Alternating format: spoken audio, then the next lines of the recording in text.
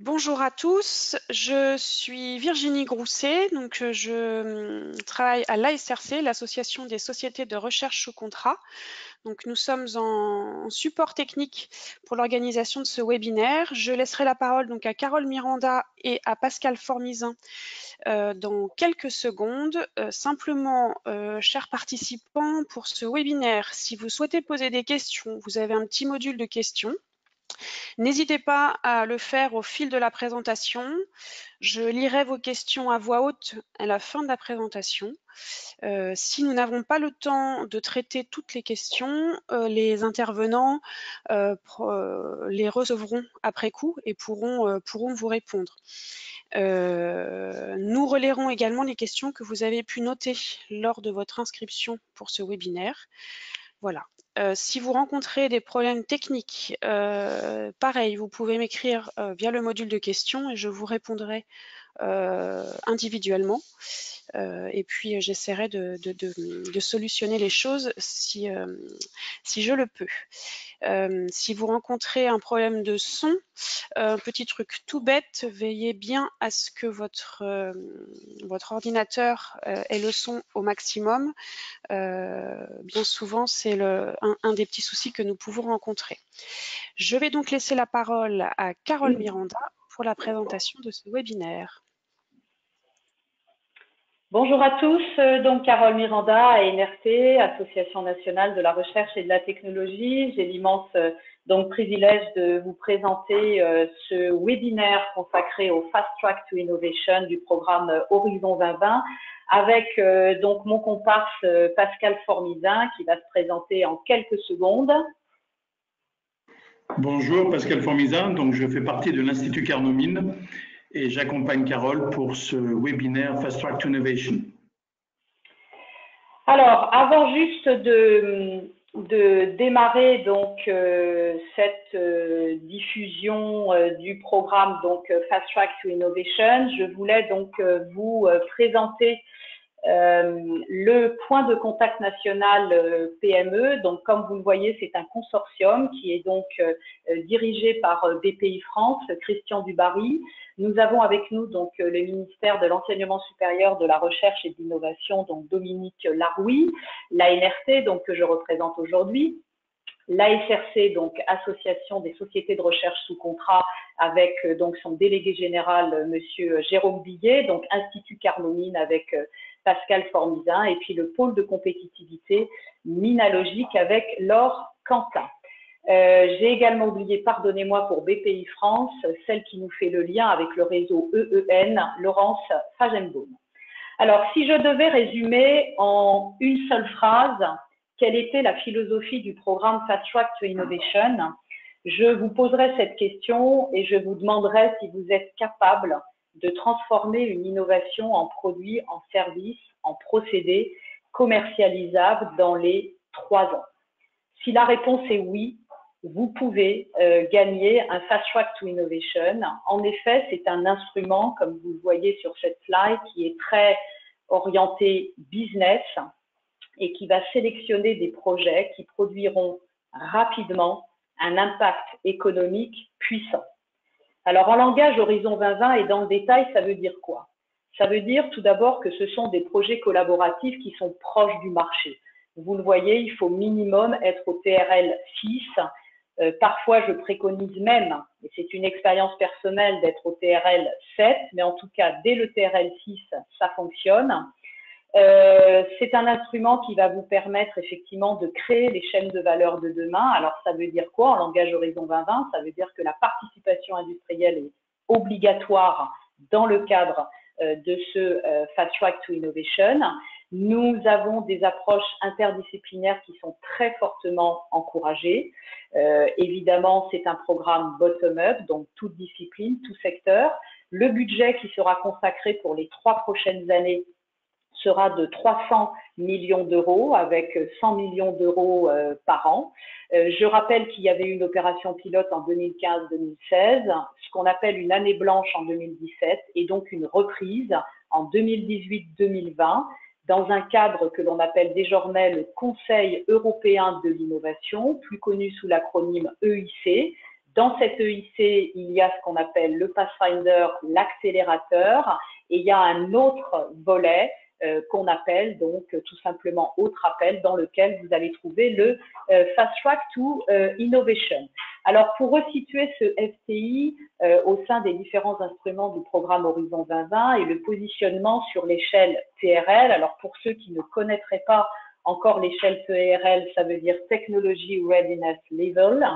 C'est une échelle de mesure de la maturité d'une technologie qui a été, pour la petite histoire, inventée par la NASA en 1969 et qui est aujourd'hui utilisée quasiment par toutes les agences de financement.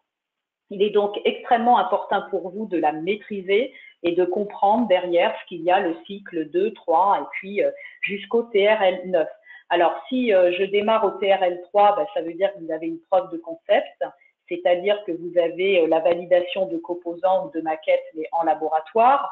Je monte un petit peu plus sur l'échelle TRL pour arriver jusqu'au 5.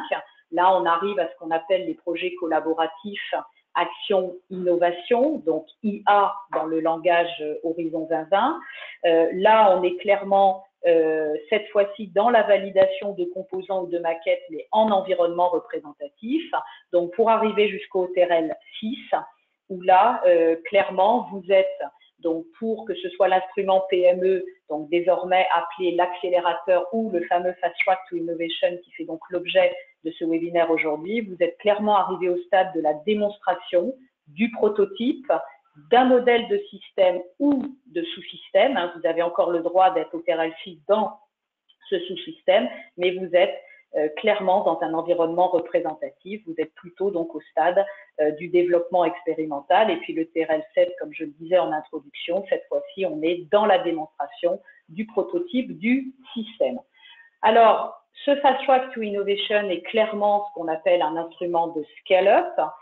Il s'inspire au démarrage d'un programme allemand qui a été mis en place pour aider à la relance de l'emploi et des marchés.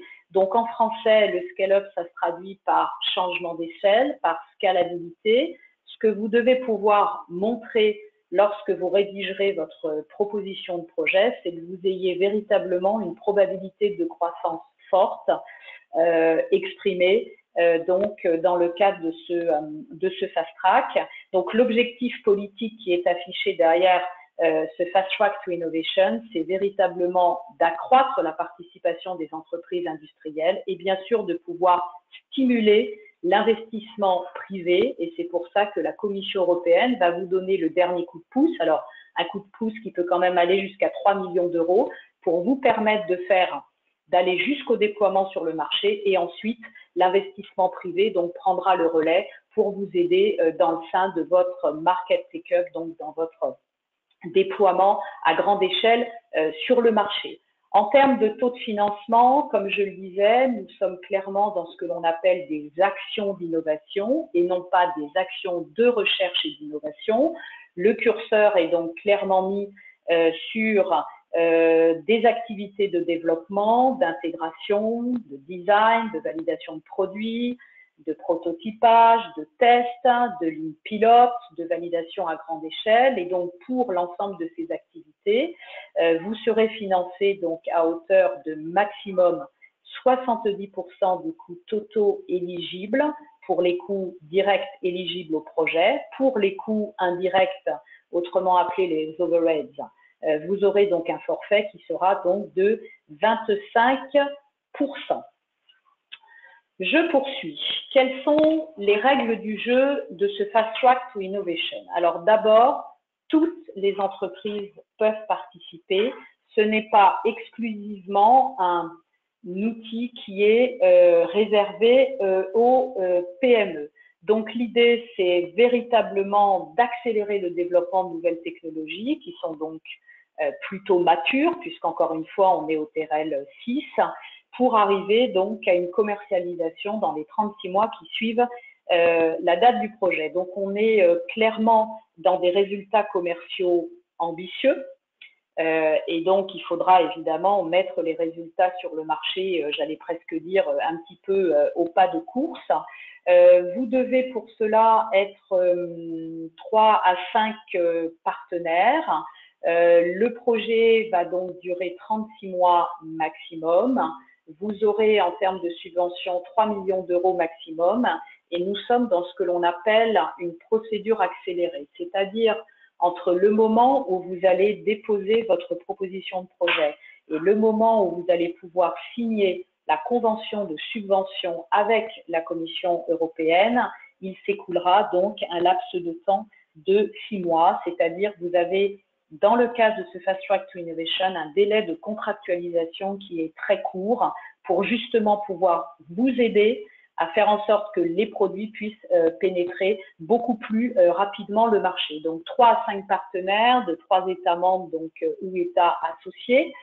Les industriels vont donc avoir un poids extrêmement fort au sein du Fast Track to Innovation, donc que ce soit en termes de grands groupes, de TI et de PME. Pascal nous présentera dans quelques instants les statistiques. On voit effectivement dans le cadre de ces programmes une très forte participation des PME. Donc, ils doivent représenter au moins 60% du budget ou alors ils sont majoritaires au sein de votre consortium. Donc, si vous êtes dans un consortium de 3 à 4 partenaires, il faut qu'il y ait au moins 2 industriels. Dans le cadre du Fast Track, on favorise également ce qu'on appelle la participation des primo-accédants, c'est-à-dire ceux qui en fait s'inscrivent pour la première fois sur le portail du participant. Tout ce qui va pouvoir aider à stimuler la commercialisation des résultats de la recherche, ça va être important dans le cadre du consortium. C'est pour ça que toutes les organisations de type utilisateurs finaux, clusters, associations, tout ce que vous voulez, qui vont pouvoir jouer un rôle extrêmement important pour diffuser, auront évidemment leur place dans ce programme. Et puis bien sûr, les startups, notamment celles qui ont une très forte innovation de rupture, seront évidemment à encourager à participer à ce projet. Alors, en termes de critères d'évaluation, vous savez que les projets Horizon 2020 ont 3 critères d'évaluation que sont l'excellence, la mise en œuvre et l'impact. Alors, dans ce Fast Track to Innovation, la bataille va clairement se jouer sur le critère de l'impact, hein, puisque vous voyez que non seulement il faut obtenir une note de 4 sur 5 pour pouvoir être sélectionné, mais en plus, ce critère de l'impact aura un poids de 50% dans la note finale qui vous sera attribuée. Ça veut donc dire clairement que le critère de l'impact va peser donc plus lourd que les autres critères. Alors, qu'est-ce qu'il faut faire? Pour réussir ce critère de l'impact, il faut que vous réussissiez dans votre proposition de projet à bien décrire la pertinence marché qui sera associée au déploiement rapide et avoir une stratégie commerciale décisive pour évidemment pouvoir convaincre les évaluateurs. Il faudra que vous veilliez à bien valider toutes les études de marché, toutes les hypothèses présentées. Et ça se fait comment? Ça se fait en ayant des débouchés qui sont réels, qui sont crédibles et bien sûr, vous aurez des chiffres évidemment à l'appui. Il faut que vous réussissiez aussi à repérer les marchés porteurs, et y compris ceux qui seront en dehors du champ, si je puis dire, naturel de l'innovation proposée. Que vous soyez dans un système B2B ou dans un système B2C, vous devez prouver que les futurs clients sont véritablement prêts à pouvoir acheter votre solution. C'est ce qu'on appelle en anglais le willingness to pay, to pay, et ça, c'est extrêmement important. Bien sûr, la valeur ajoutée européenne est fondamentale dans le cadre global du programme Horizon 2020, mais en particulier dans le cadre de ce FTI. En effet, vous savez, nous sommes dans une économie totalement mondialisée. Le terrain de jeu n'est pas la France, mais il est bien sûr à minima l'Europe. Alors, ce qui est aussi très important pour prouver ce critère de l'impact, c'est que si vous disposez de leads commerciaux à l'international ou de bêta clients, notamment si vous avez d'ores et déjà des lettres de soutien de clients qui sont prêts à acheter cette nouvelle solution, c'est très important que vous puissiez bien sûr les mettre au sein de votre proposition. Si vous avez d'ores et déjà des investisseurs privés qui vous soutiennent, ça peut également vous permettre de partir avec des points d'avance. Bref, tout ça va vous permettre finalement de prouver que votre innovation, quelque part, est aboutie et qu'elle commence, si je puis dire, à être vendable. Voilà, je crois que j'ai terminé sur cette partie impact. Oui, bien sûr, assurer une bonne protection et une gestion efficace de la propriété intellectuelle. C'est ce que l'on appelle le freedom to operate, donc liberté d'exploitation. C'est quelque chose qui évidemment est fondamental au sein du fast track. Le critère de l'excellence, là aussi, vous devez obtenir un seuil de 4 sur 5. Le poids est moindre puisque vous voyez, il aura un poids de 25%. Il n'empêche que même avec un poids de 25%, je rappelle que ce sont des actions d'innovation et que donc, dans une action d'innovation, quelle qu'elle soit, il faut qu'il y ait une solidité de l'approche scientifique. Ça veut dire quoi? Ça veut dire que votre solution, comme on le disait en introduction, sera testée dans un environnement réel. Et cela va prouver en fait aux évaluateurs que votre innovation mérite de passer du stade de prototype à celui d'industrialisation, c'est-à-dire du stade du TRL6 jusqu'au TRL9. Donc, si vous avez par exemple déjà des résultats positifs des premiers tests, vous démontrez finalement l'aptitude de votre consortium à maîtriser bien sûr le cycle de cette innovation. Je rappelle aussi que la maîtrise des aspects réglementaires est très importante dans le cadre des projets européens, si bien sûr, évidemment, votre innovation est concernée par ces aspects-là. Dernier critère de sélection, c'est évidemment la mise en œuvre, donc la cohérence, l'efficacité de votre plan de travail. Donc là aussi, le poids est de 25%, mais le seuil n'est entre guillemets que de 3 sur 5. Donc bien sûr, vous veillerez à présenter un plan de travail efficace, un plan de travail cohérent. Toujours, quand on travaille en consortium, il y a un point clé, c'est ce qu'on appelle la complémentarité des partenaires. C'est très important que vous puissiez montrer, puisque vous allez finalement quelque part booster une chaîne de valeur, il faut évidemment que vous montriez que l'ensemble des partenaires possèdent les compétences, les savoir-faire, le positionnement sur le marché qui va évidemment vous permettre de faire de cette innovation un véritable succès commercial. Là aussi, n'oubliez pas d'avoir un plan détaillé de management des risques, c'est extrêmement important. Alors, en termes de procédure d'évaluation, vous le savez désormais, on est dans ce que l'on appelle les remote evaluations, c'est-à-dire en français les évaluations à distance. Dans le cadre du FDI, 4 experts. Il n'y a donc pas de réunion de consensus et pour pouvoir atteindre le seuil que l'on qualifie d'admissibilité à un financement, il est désormais de 13 sur 15.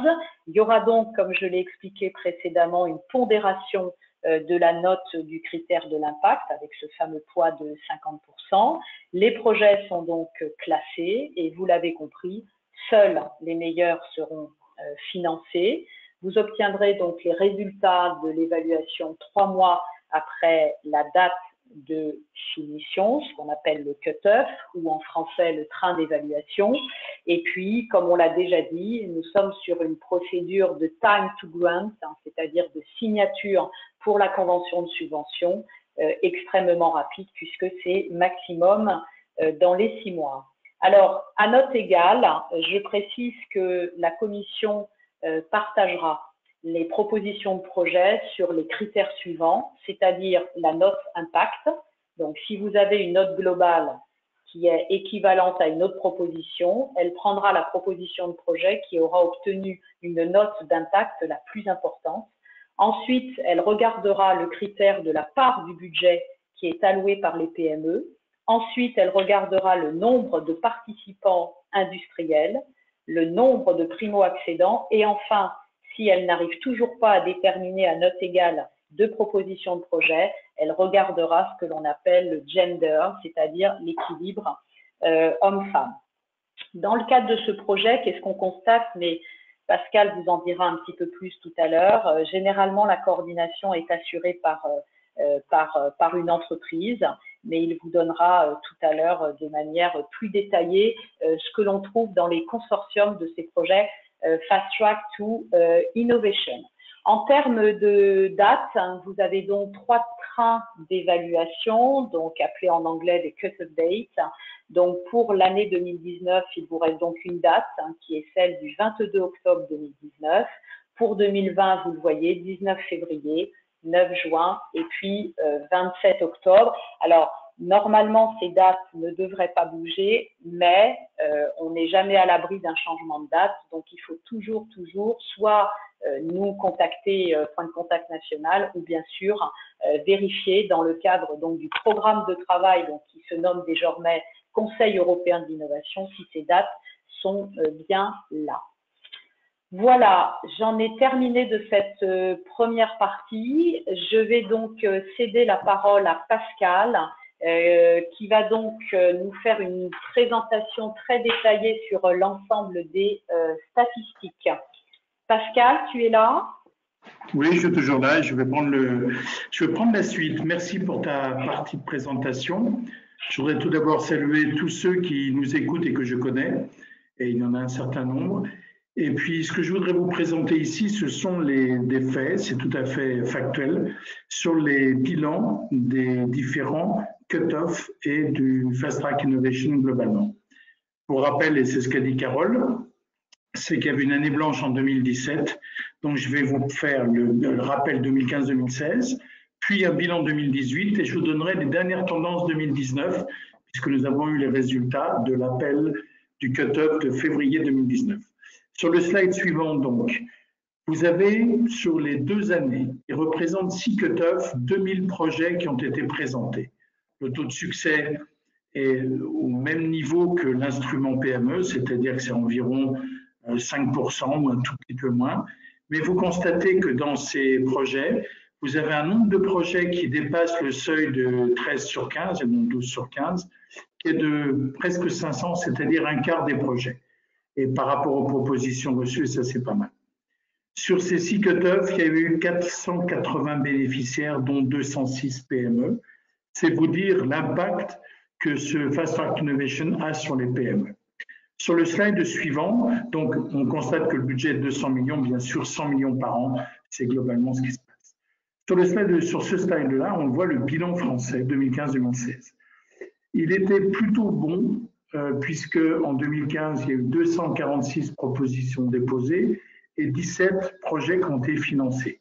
Alors qu'en 2016, 310 propositions et 14 projets financés seulement, c'est-à-dire que sur les 31 participations acceptées, ça fait un taux de succès d'un peu plus de 5%. Vous voyez qu'on tourne toujours autour des mêmes pourcentages. Sur le slide suivant, sur le bilan 2018, donc il y a eu 3 cut-offs, février, mai et octobre, pardon. Il y a eu 617 propositions. Donc vous voyez que par rapport aux autres années, le nombre de propositions est descendu, c'est-à-dire que sur 2015-2016, il y avait une moyenne de 300 à 320 projets par cut-off. Sur 2018, on est descendu à 200 propositions soumises par cut-off. C'est vous dire qu'il y a une certaine complexité dans la formalisation du dossier, et je sais que certains qui en font, j'ai moi-même participé à des élaborations de Fast Track Innovation. C'est complexe, notamment sur les bilans consolidés qui sont un petit peu déroutants parfois. Sur ces 617 propositions, 74 ont été au-dessus du seuil et 44 projets financés. C'est-à-dire qu'à partir du moment où on avait une note suffisante pour être au-dessus du seuil d'admissibilité, à ce moment-là, le financement représentait un peu plus de 50% des projets. Sur ce bilan 2018, 12 participations françaises seulement financées et un projet à coordination française, c'est Vermont SA à Tours. Friction Harmonics, c'est le nom du projet que je vous présenterai tout à l'heure. Si l'on aborde maintenant le bilan, les enseignements sur les thématiques 2018, je vous ai présenté un diagramme où les grosses les gros rectangles jaunes mentionnent une absence totale de projet. Et si l'on regarde sur les autres thématiques, entre les différents cut-offs, les différents calls du 23 février, du 31 mai et du 23 octobre, on constate que la santé tient une place quasiment prépondérante avec un petit peu d'engineering and technology, et on va voir que ce fait-là se retrouve sur 2019 avec le top 3, la santé, engineering and technology et ICT, information communication and technology. Donc vous voyez bien que ces différentes thématiques sont très concentrées, et vous verrez qu'en 2019, on est quasiment dans les mêmes logiques ou les mêmes tendances. Si l'on poursuit sur ces enseignements, et sur le premier appel 2019. Donc, je vous ai fait un total de l'ensemble. Nous n'avons pas les résultats de mai, donc il ne s'agit que de l'appel de février 2019.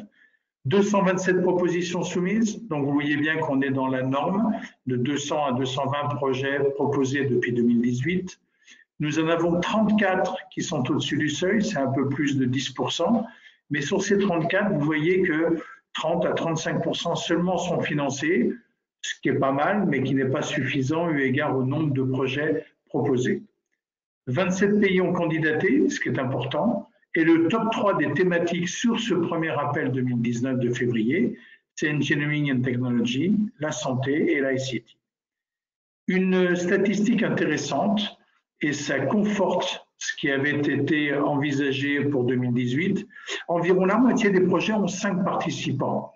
Comme vous l'a expliqué Carole, très justement, c'est de 3 à 5 participants la constitution d'un consortium.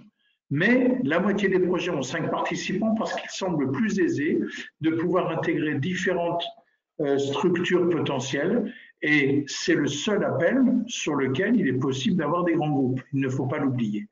Et justement, sur le bilan français de ce premier appel, qui est plutôt bon, avec 6 participations françaises financées dans 5 projets différents, il y a eu 13 projets, donc vous voyez que sur 35% des projets, les Françaises sont présents. Et il y a un projet à coordination française qui s'appelle Smart Tech de Thales pour environ 2,8 millions d'euros, j'ai ma fiche un petit peu plus loin, de participation européenne. Donc, on regarde que sur l'ensemble de ces projets, on voit bien qu'il y a un engouement un peu plus important sur le Fast Track to Innovation. Une donnée à noter, c'est que de plus en plus d'instruments PME qui ont été admis au niveau de la note de 13 sur 15 se reportent maintenant sur des consortiums de Fast Track to Innovation, bénéficiant en cela d'une vraie expérience de formalisation de dossier, qui est très similaire à un instrument PME, mais également à la structuration, à la cohérence d'un projet avec d'autres participants pour une commercialisation dans les 3 ans, comme l'avait rappelé Carole. Je vous ai mis un petit tableau sur le slide suivant qui vous indique les 13 projets, et j'ai mis ça parce qu'il me paraissait intéressant de vous montrer quels étaient les montants et le nombre. On retrouve la santé, et il y a 3 domaines sur l'énergie, un ICT, un Engineering and Technology. Ce que le top 3 que je vous ai précisé avant, c'est le nombre de propositions soumises. Ici, vous voyez que sur les candidats et les projets élus, eh ben, ce n'est pas tout à fait la même chose parce que l'énergie tient une bonne place. Et si vous voyez la moyenne par projet, en dehors de ICT et de Earth and Environmental et sur l'environnement, vous avez une moyenne d'environ 2,6 millions à 2,8 millions par projet, ce qui n'est pas neutre du tout. Ça veut donc dire que vous voyez que ce sont des projets qui tournent autour de 2 millions à 2,2 millions en moyenne de financement pour des montants de budget initiaux de l'ordre de 4 millions d'euros. Sur la slide suivante, voilà, on voit la répartition du budget alloué par pays sur 124 projets financés, c'est-à-dire 8 cut-offs. Et on voit que la France se situe vraiment assez loin, puisque nous récupérons que peu d'argent là-dessus, alors que le Portugal et l'Allemagne en bénéficient largement. Je ne parlerai pas de l'Italie aussi. Sur les slides suivants, voilà, il y a 3 exemples de projets. Je vous ai reparlé de Silnormad ici en 2016 parce que c'était un projet qui était intéressant et qu'il nous fallait avoir 7 échantillons pour comprendre qu'on pouvait mettre n'importe quel système en place avec des participants à l'instrument PME. Style SA, le coordinateur, a ensuite tenté des instruments PME. Et il a été audité au niveau de l'instrument PME à Bruxelles très récemment. Sur le projet suivant, c'est un dépôt de 2018. Il s'agit donc de Friction Harmonic, comme je vous l'ai dit, qui constitue un dossier qui a été déposé par Vermont SA à Tours, qui est le coordinateur. Et vous voyez qu'il y a 6 partenaires, puisqu'il y a en fait une filiale d'un partenaire qui s'est mis dans le consortium. Ça vous donne une idée des consortia potentiels. Et enfin, le dernier, c'est le projet gagnant. Les dates ne sont pas justes parce qu'elles ont été modifiées par rapport à ce qui a été déposé. C'est Smartech pour un total de budget de 4 millions, 2,8 millions de la contribution européenne et les 5 participants, un Italien, un Belge, un Espagnol, un Grec et le coordinateur français. Et ça marche très très bien. Voilà, j'ai terminé sur ces différentes statistiques pour essayer d'avoir le maximum de questions et je vous remercie de votre écoute.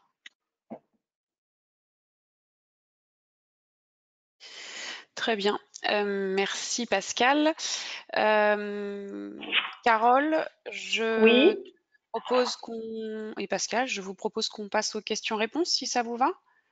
oui, très bien. Oui. Ça marche. Alors, tout d'abord, chers participants, vous recevrez bien les slides. Vous les recevrez à la fin de la présentation de ce matin. Une première question, est-ce que FTI remplacera l'instrument PME? Non. Non, non. Ce qui remplacera l'instrument PME, c'est l'accélérateur dont l'opération pilote a été lancée là en mars 2019. Donc, ça s'appelle l'accélérateur dans le cadre du nouveau Conseil européen de l'innovation. Le Fast Track to Innovation fait partie de l'EIC et ne sera en aucun cas modifié jusqu'à fin 2020. C'est aujourd'hui la tonalité que nous avons de Bruxelles, tant au niveau du budget qu'au niveau des dates. C'est exactement ce qu'a dit Carole. Mais ça ne remplacera pas ou il ne sera pas remplacé. C'est un système collaboratif avec structuration type PME. Voilà. Très bien, merci. Est-ce que le taux global de financement peut être supérieur à 70%? Non. Sur la subvention, non. Il y a simplement ce qu'a dit Carole tout à l'heure, c'est-à-dire que vous avez un taux d'overhead, 25%, qui finance l'ensemble des postes à l'exclusion de la sous-traitance, et ça se comprend très bien, puisqu'on ne va pas vous donner des taux d'environnement, enfin des financements d'environnement sur la sous-traitance qui ne se fera pas naturellement chez vous. Mais ce n'est pas au-delà de 70% de subvention, plus le taux d'overhead de 25%. Voilà, alors sachant que là, on parle bien d'entreprise, on parle donc bien de ce qu'on appelle dans le langage européen des profit organizations. Il est vrai, c'est pour ça que j'ai remis la slide, lorsqu'on est ce qu'on appelle non-profit organization, vous pouvez effectivement obtenir jusqu'à 100% des coûts totaux éligibles pour les coûts directs éligibles du projet. Mais il faut être une non-profit organization. Il n'y a pas beaucoup d'organisations qui répondent à cette définition dans le cadre, en tout cas, du Fast Track to Innovation. Très bien. Les dépenses éligibles commencent-elles dès la labellisation à M+3, après le dépôt du dossier, ou à M+6? Alors, les coûts commencent à être éligibles, effectivement, à partir du moment où vous avez signé votre convention de subvention avec la Commission européenne. C'est donc effectivement, normalement, à 6 mois. Dès la notification. Oui, c'est-à-dire qu'en fait, vous ne pouvez pas prendre en charge, si la question était celle-ci, vous ne pouvez pas prendre en charge les coûts de montage du projet, les coûts de préparation, si vous voulez, du projet. Merci. Est-il possible d'avoir un seul industriel dans un seul pays et des académiques ou centres de recherche dans les autres pays? Non, la réponse est clairement non. comme je l'ai expliqué, les industriels, donc grands groupes, ETI, PME, start-up, doivent représenter au minimum 60% du budget. Alors oui, ma réponse n'est pas bonne. 60% du budget, donc oui, c'est possible, hein, mais il faut que cet industriel représente 60% du budget ou alors effectivement être majoritaire. Très sincèrement, compte tenu de la configuration du FTI, en théorie, ça peut fonctionner. Dans la pratique, je crains que ce projet ne soit pas financé s'il n'y a qu'un seul industriel. D'accord. Il en faut 2 à 3. Ouais, c'est quand même mieux parce que vous voyez, même si effectivement cet industriel représente 60% du budget, quand même dans la pratique, on voit beaucoup de projets où les industries sont quand même majoritaires puisque vous voyez, il y en a au moins 2 dans des projets de 3 à 4 partenaires et au moins 3 dans un consortium de 5 partenaires.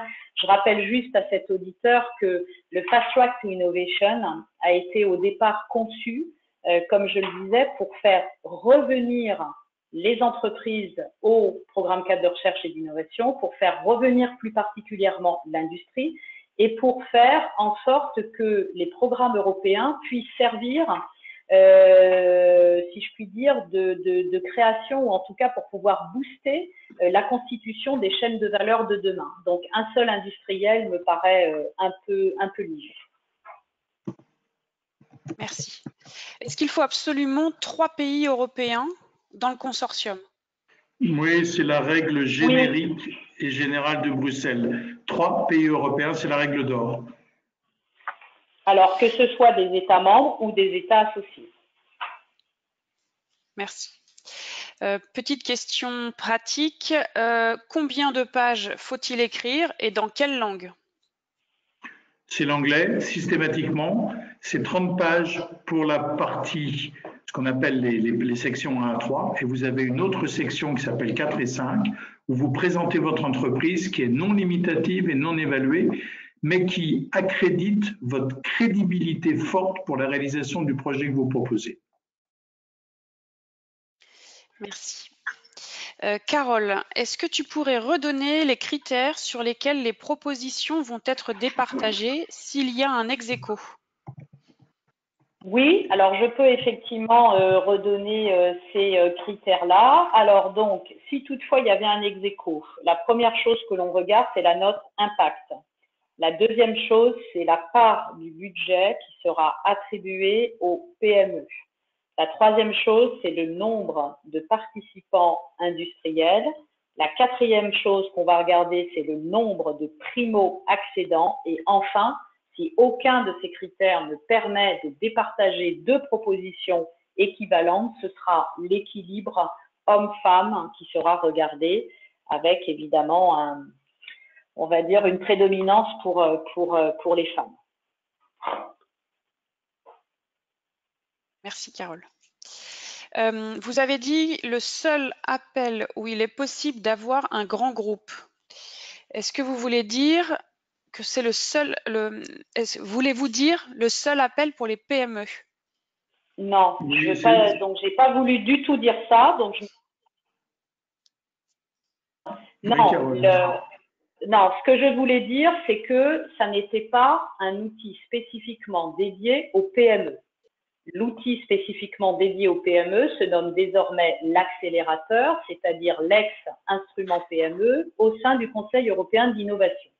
Le Fast Track to Innovation est un instrument collaboratif qui permet à des grands groupes, à des ETI, à des PME, à des startups, à évidemment des universités, des laboratoires de recherche publique, des associations, bref, à toute entité de pouvoir participer.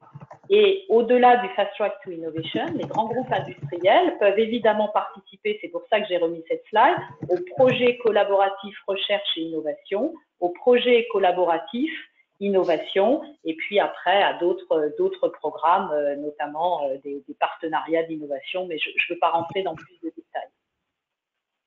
Juste pour compléter, si tu le permets, Carole, c'est en fait, dans le cadre des PME, le seul appel où des grands groupes peuvent s'insérer. C'est ça l'idée. Et le dernier accepté en 2019, c'est Thales, qui n'est pas une PME. J'espère avoir été clair. Merci Pascal. Est-il possible de déposer un dossier en même temps au dispositif FTI et à instrument PME phase 1 ou 2? Et comment résumeriez-vous les différences entre les deux?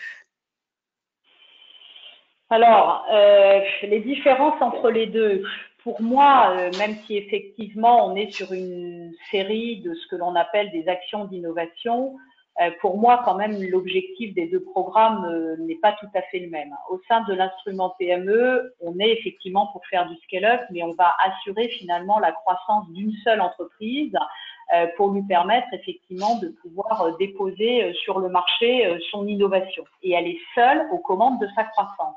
Dans le cadre du Fast Track to Innovation, on est quand même en consortium. Donc, encore une fois, on est dans la complémentarité, on est dans la création de chaînes de valeur.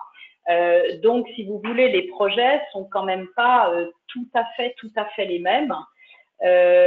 Voilà. Après, pour répondre à la question, oui, on peut postuler aux deux, mais il faudra choisir entre les deux si vous êtes sélectionné. Parce que vous ne pourrez pas faire les deux. Voilà. L'instrument PME est réservé qu'aux PME. Le Fast Track to Innovation, il est plus large. Il n'est pas réservé qu'aux PME. Très bien, merci.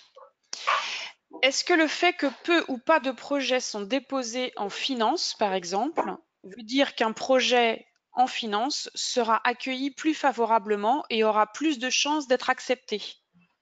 Non, puisque c'est du bottom-up stricto sensu. Donc, ça veut dire que si le projet est très innovant, il aura la possibilité d'être accepté. Mais le fait qu'il n'y ait rien aujourd'hui n'amoindrit rien ou n'augmente rien. Voilà, je confirme ce que dit Pascal. Les 3 critères de sélection que j'ai présentés sont ceux-ci: critères de l'impact, critères de l'excellence, critères de la mise en œuvre. Donc, si ce projet en finance répond à ces 3 critères, alors il sera pris. Si ce projet finance ne correspond pas à ces 3 critères, alors il ne sera pas pris. Et effectivement, comme l'a dit Pascal, il n'y a pas de budget fléché sur un certain nombre de thématiques puisque c'est complètement du bottom-up. Merci. Dans le cadre d'un projet gagné de 24 mois, peut-on demander une extension?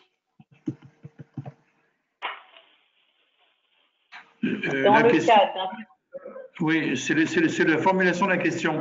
Les projets sont, enfin, c'est 36 mois après pour la commercialisation. Qu'est-ce que vous voulez dire par 24 mois avec extension? Alors, je vais poser la question à la personne qui nous a posé la question. Je reviendrai sur ce point tout à l'heure dès qu'il nous aura précisé sa question. Là, il a indiqué qu'il avait déposé son projet à 24 mois.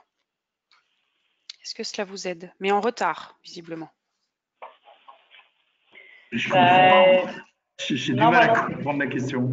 Moi non plus, j'ai du mal à comprendre s'il a déposé. Alors, de toute façon, je vois pas comment il peut réussir. Peut-être tout simplement, est-ce qu'il est possible de déposer une extension et d'avoir une prolongation? Alors, une fois qu'on a déposé son projet. Alors, dans les textes, donc je ne sais pas déjà si ce projet est accepté, pas accepté. En tout cas, dans les textes, il est clairement dit que la date de commercialisation doit effectivement se faire dans les 3 ans qui suivent la date de démarrage du projet. Il est dit que dans des cas extrêmement justifiés, liés à des caractéristiques spécifiques de l'innovation ou du secteur industriel en question.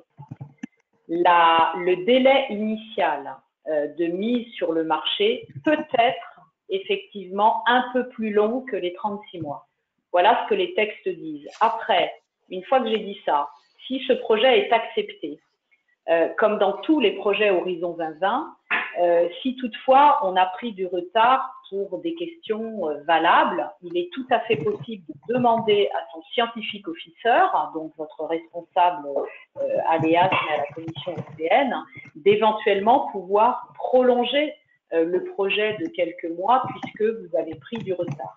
Mais là, comme la question, je ne sais pas si le projet est accepté, pas accepté, voilà, en tout cas, je réponds à cet auditeur que si le projet est accepté, qu'il se tourne vers son project officer pour voir si ce dernier accepterait une éventuelle prolongation pour lui permettre de poursuivre le projet.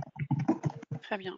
Alexandre, peut-être si jamais vous avez besoin de davantage de précisions, vous pourriez échanger après ce webinaire avec Carole ou Pascal. Je leur communiquerai vos coordonnées. Question suivante. Les projets présentés semblent être majoritairement du privé. Quid du pourcentage de participants académiques ? Le pourcentage de participants académiques est assez faible, tout simplement parce qu'il n'y en a pas beaucoup qui sont intégrés, Carole l'a signalé, qui sont intégrés dans les consortia. Ce sont essentiellement des consortia industriels. Il y a à peu près la moitié de PME, il y a un quart de grands groupes et le reste, c'est soit des organisations non gouvernementales, soit des académiques. Mais la part est très faible. Alors, ce qui est à la fois surprenant et à la fois pas surprenant, je m'explique. Surprenant parce que effectivement, quand on fait du scale-up, quand vous passez du TRL6 au TRL9, souvent, quand on fait de la recherche et quand on est dans le domaine de la science, on a aussi besoin parfois de redescendre encore plus bas dans l'échelle TRL et peut-être même parfois de redescendre dans le 4-5 pour pouvoir effectivement valider un certain nombre d'hypothèses scientifiques et donc là, effectivement, un certain nombre d'organisations de recherche, que ce soit des RTO ou des universités, peuvent évidemment complètement aider le consortium à revalider, si je puis dire, cette solidité scientifique. Et à la fois, ça n'est pas surprenant puisque, comme je le disais, dans le Fast Track to Innovation, vous redémarrez au TRL 6-7. Et donc, il est clair qu'en démarrant au TRL 6-7, généralement, la recherche publique, qu'elle soit française ou européenne, ne se reconnaît pas dans ce niveau de TRL élevé. La recherche française est beaucoup plus présente dans des TRL bas. Mais comme l'a dit Pascal, on en trouve et c'est très bien qu'on trouve de la recherche publique dans ces Fast Track to Innovation, mais uniquement, évidemment, quand c'est nécessaire pour pouvoir passer d'un TRL à un autre. Merci, Carole. Excusez-moi, oui, il y avait une question concernant la position de la France. Pourquoi la France est-elle si mal classée pour aller capter ces fonds ? Mais on a toujours cette question, qui est une sempiternelle question, sur la participation française. Elle n'est pas assez élevée, c'est pas plus compliqué que ça. C'est-à-dire qu'il y a une certaine complexité du dossier, on va dire ça comme ça. Il y a l'envie aussi de certaines sociétés de ne pas aller dans ce type d'appel d'offres. Et donc, à partir du moment où on a un faible nombre de dossiers proposés, il y a forcément et mécaniquement un faible taux de succès, puisqu'il y a une certaine cohérence entre le nombre de dossiers proposés et le nombre de dossiers éligibles. Oui, peut-être globalement compléter avec les facteurs clés du succès. Mais en fait, comme l'a dit Pascal, on a toujours cette question. En fait, globalement, dans le cadre du programme Horizon 2020, la France a plutôt un déficit de candidatures plutôt qu'un déficit de la qualité de nos candidatures. C'est-à-dire, généralement, quand la France participe, que ce soit au Fast Track ou à d'autres instruments, on est plutôt sur une bonne qualité et globalement, la France a des taux de succès plutôt plus élevés que ses partenaires européens. Par contre, on a vraiment un déficit de candidatures, donc on ne dépose pas assez de projets. Et c'est justement pour cela aussi qu'avec Pascal, on fait de nombreux webinaires, notamment sur le Fast Track to Innovation, parce qu'il n'y a aucune raison, compte tenu de l'excellence de la recherche en France, de l'excellence de notre industrie, de l'excellence des chaînes de valeur que nous sommes capables de construire, il n'y a aucune raison pour qu'on ne dépose pas plus. Voilà, donc c'est un appel à candidature que nous lançons aujourd'hui. Très bien, Carole. Une question concernant les coûts directs et les coûts indirects. Est-ce qu'il serait possible de rappeler ce qu'ils recouvrent ?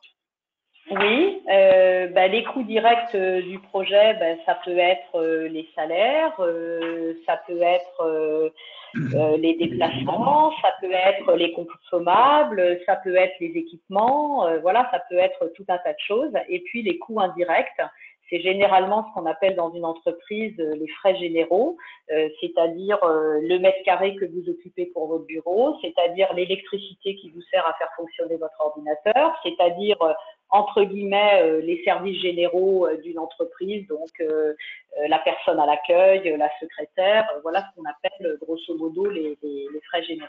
Mais il y a des définitions évidemment très précises qu'on pourra fournir si nécessaire. Et les taux d'overheads de 25% sont là pour pallier ces frais généraux, en tout cas couvrir une partie. C'est un forfait de 25%. Voilà, donc il n'y a pas de frais indirects réels, si je puis dire. Donc, soit votre système de frais généraux est supérieur à 25% et effectivement, vous avez intérêt à faire ce que l'on appelle la directisation des coûts, c'est-à-dire vous avez intérêt à faire passer, lorsque cela est possible, lorsque vous avez un système d'enregistrement des coûts réels avec une comptabilité analytique, vous avez effectivement intérêt à les faire passer en coûts directs parce que forcément, si le forfait est de 25% et que vous avez des coûts indirects de 55%, forcément, vous allez y perdre. Si à l'inverse, vos frais généraux sont inférieurs à 25%, eh bien, j'allais dire tant mieux pour vous, vous ne perdrez pas d'argent. Merci Carole.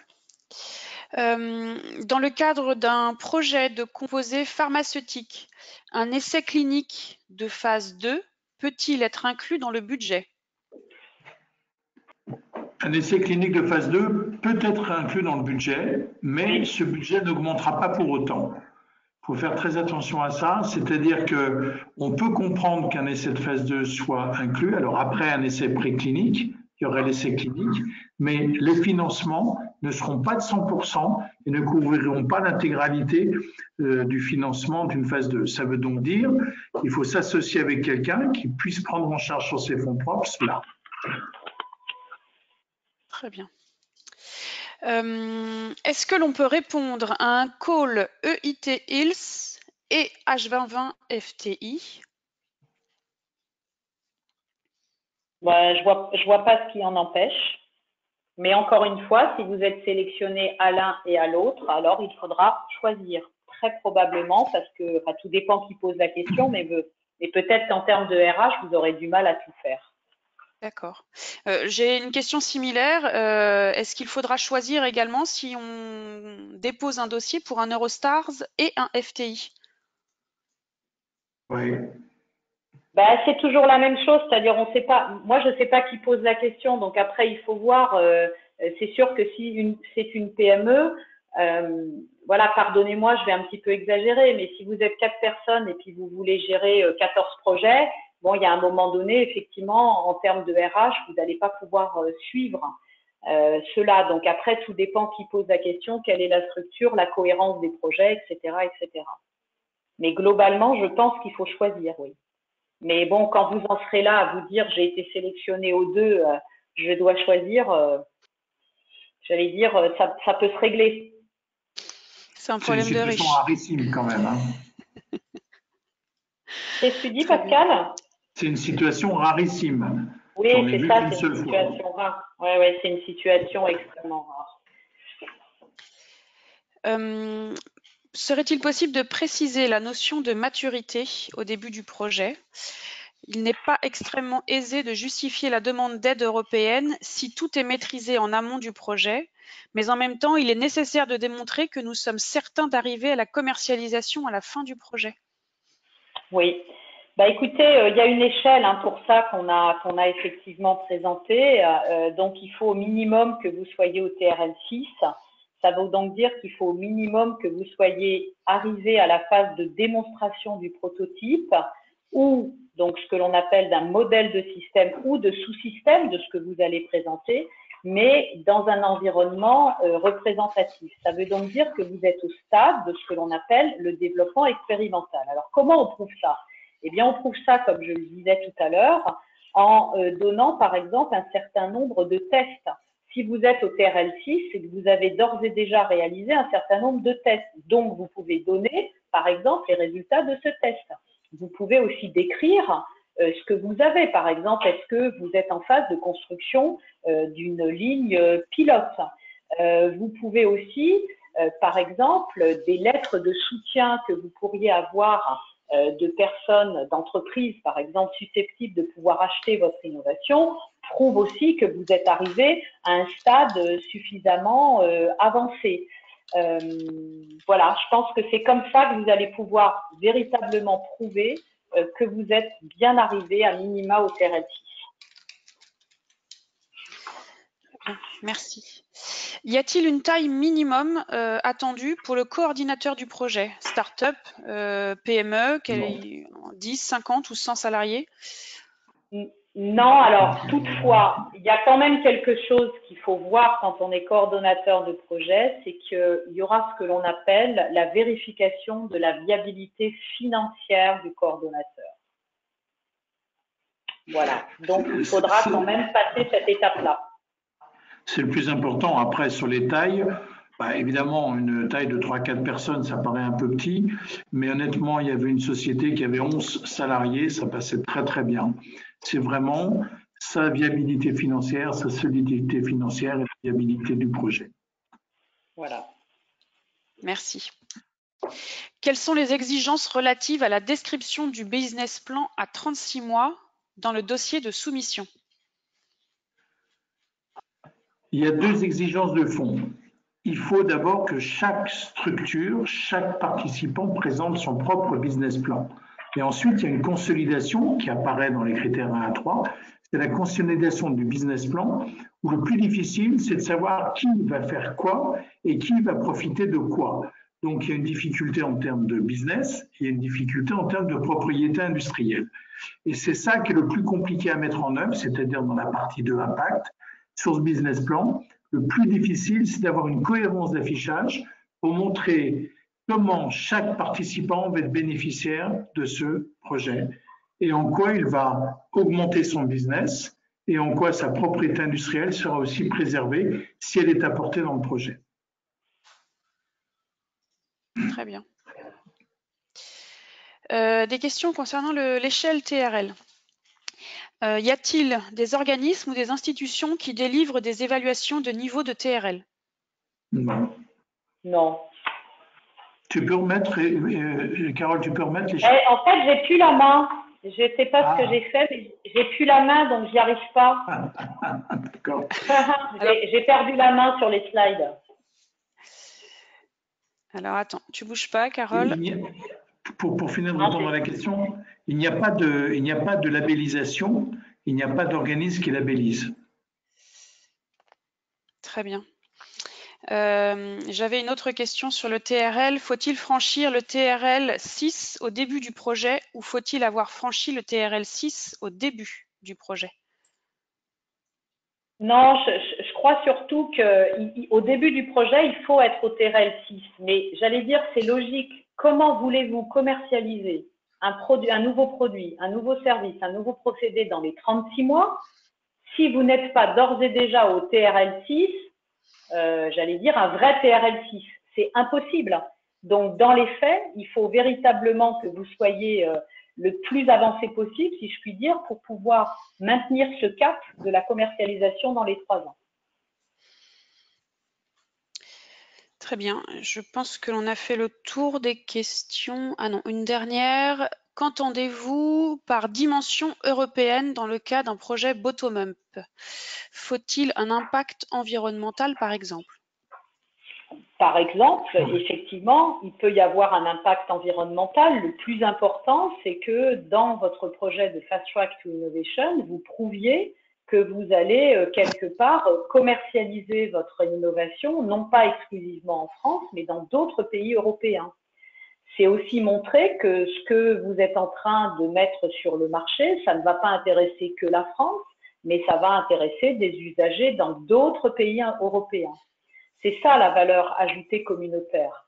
Si c'est exclusivement pour un pays qui s'appelle la France, ben dans ces conditions, on ne fait pas appel aux fonds européens, on fait appel aux fonds français et on reste, si je puis dire, avec des financements français. Lorsqu'on fait appel aux fonds européens, c'est qu'effectivement, il y a cette dimension européenne de votre innovation qui ne va pas intéresser que la France, mais d'autres pays. L'impact, bien sûr, il peut être sur l'environnement, il peut être sur la santé, il peut être sur l'emploi, il peut être sur tout un tas de choses. Merci, Carole. J'ai une dernière question et puis après, je vous propose peut-être de conclure. Nous avons un démonstrateur industriel à ce jour et avant le prochain comité d'octobre, nous aurons lancé le banc d'essai. Est-ce rédhibitoire ou faut-il attendre le montage du dossier et l'avis du comité avant de lancer le banc d'essai?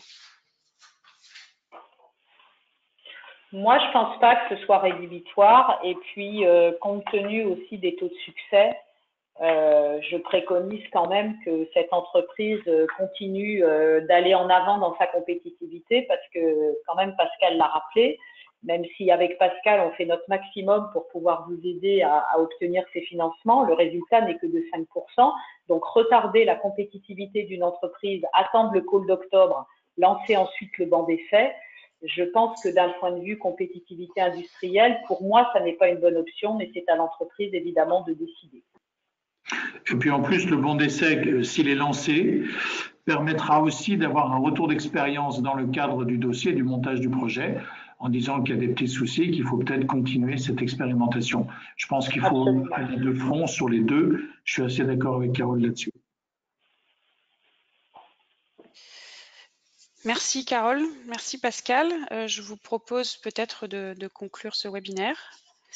Oui, je voulais remercier l'ensemble donc des auditeurs qui ont donc été très nombreux. Merci de votre question. Je vous rappelle que l'ensemble du PCN PME dont Pascal et moi faisons partie est à votre disposition pour répondre à vos questions, pour vous aider et à vous accompagner pour pouvoir déposer vos projets. Je répète notre mot d'ordre d'aujourd'hui.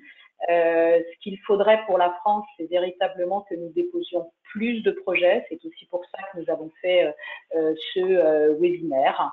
Voilà, en tout cas, mille merci à tous. Pascal, si tu veux peut-être rajouter un mot. Pas plus, non, mais merci à tous les auditeurs, merci à vous, merci de votre confiance et on va continuer. À bientôt. Merci à Virginie aussi et merci à Virginie et à Carole. Merci à la SRC et à Virginie d'avoir assuré l'entièreté de ce support technique. Merci beaucoup. Une dernière chose, chers participants, si jamais vos questions n'ont pas été traitées ou que vous en avez de nouvelles, n'hésitez pas à nous les communiquer. Je les ferai suivre aux intervenants ou bien à l'intégralité du PCN. Bonne fin de journée. Au revoir. Merci. Au revoir. Au revoir.